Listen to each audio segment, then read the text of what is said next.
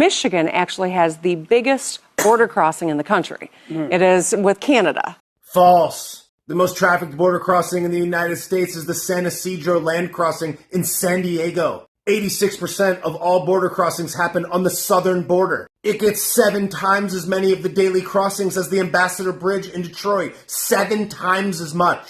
5 out of the 10 top border crossings in America are in Texas. It's not even close. As we think about the conversation, whether it is around immigration and our borders, or it is about tariffs, for instance, we have to not lose sight of the fact of what it's going to mean for the American citizen, too. Yeah, it's going to get a lot better, safer, cheaper. Did I also mention better and also safer? Not only for the people that move across these borders, but the rest of us as well. Yes. When it costs, talk about increased costs on your blueberries. The United States is the world's leading producer of blueberries. They're grown in 10 different states. North America accounts for 90% of all blueberries produced in the entire world. The United States started growing and cultivating blueberries in the early 1900s. So if the argument is going to be the blueberries are going to be more expensive because the illegal immigrants won't be picking them, I got a newsflash for you, Gretch. Who picked the blueberries before the illegal immigrants? American citizens did. If illegal migrants just stop picking blueberries, do you think the entire world is just going to not eat blueberries anymore? No, these wages are going to go up and American citizens will be gainfully employed by these blueberry farms. And for the party of supposed compassion, do you just want all of the illicit materials and human persons being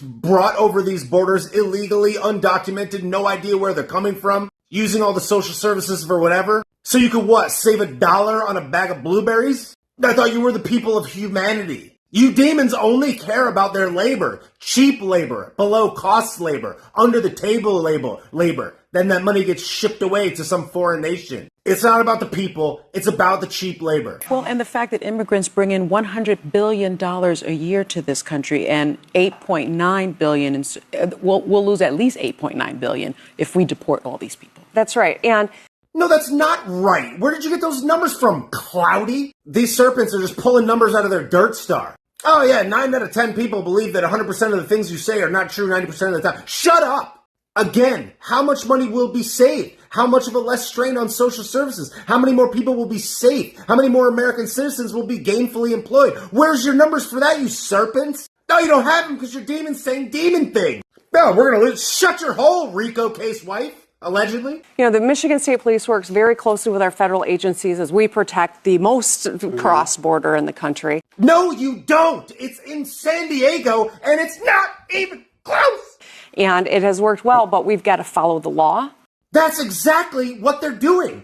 Following the law. You crossed illegally. You broke the law. That's what they're doing. We also, as a nation, have failed to secure that southern border, and it's not the fault of the last administration. This has been going on for decades. No, it's not the fault of the last administration, but under Donnie's administration, it reached historic record lows. And under the last administration, it reached historic record highs. Yes! It is their fault! If I had a chef cook for me for 20 years and I gained 5 pounds of body weight a year, and then I switched the chef and I only gained 1 pound, and then the next year I switched the chef again and I gained 100 pounds, no, it's not your fault, but also it is. But is anyone rounding up Canadians? I haven't seen that. Yeah, that's a great question. No, that's a great question. No, it isn't. You know why they're not rounding up Canadians? Because they're not coming here illegally. And if they did, they would. And I already told you earlier, 86% of the border crossings are on the southern border. Because now the southern border seems to be the focus. Because that's where they're coming from. To your point, and you talked about how the skin tone of people who are being rounded up is different. 15% of the world's population is white. 15%. The other 85% is indigenous, African, Latin American, or Asian. 85%. And Asians, the only one of those groups that would really be considered white, they follow the rules. That's why they're all different colors. This is not breaking news, but it is. It seems to be breaking news to a lot of people, though. Yeah.